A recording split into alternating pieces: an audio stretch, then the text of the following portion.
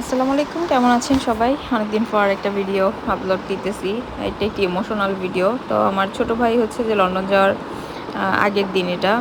আম্মু একটু ভালো মন্দ রান্না করে আর কি ছেলেকে খাওয়াচ্ছিল। সাথে হচ্ছে যে আমার যে বড় আমার যে বড় মানে আমার রিসেন্ট ছোট ভাইয়ের বউয়ের ভাই আসছিল আর কি। তো ওরা ওর হচ্ছে যে এখন অসুস্থ ছিল মাঝখানে। তো এটাই হচ্ছে যে ইমোশনাল ব্যাপার, যে আমরা লাস্ট ওই দিনটাই হচ্ছে যে ওর সাথে আমার লাস্ট দেখা ছিল।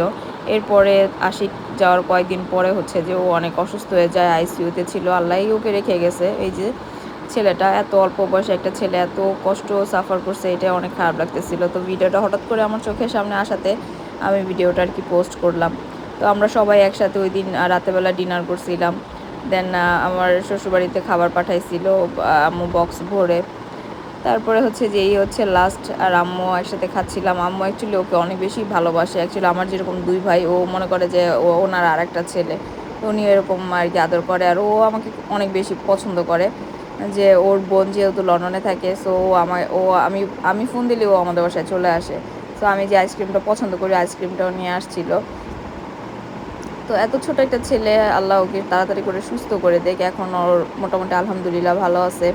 তো এটাই মানুষের লাইফ, আসলে কখন কার লাইফে কি ঘটে যায় আসলে বলা যায় না।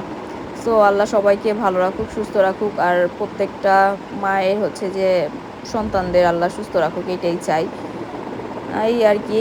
তো আইসক্রিমটা অনেক মজা ছিল। আর সবচেয়ে বড় কথা যে ওই দিনটার কথা মনে পড়লে এখনও অনেক মানে ইমোশনাল হয়ে যায়, যে লাস্টে ওই দিনটা আমরা একসাথে অনেক সুন্দর কিছু টাইম স্পেন্ড করছি। তারপর পরে হচ্ছে যে আর যোগাযোগ করা হয় নাই। তারপরে শুনি যে ও অনেক অসুস্থ, বেচারা 3 মাস আইসিইউতে ছিল।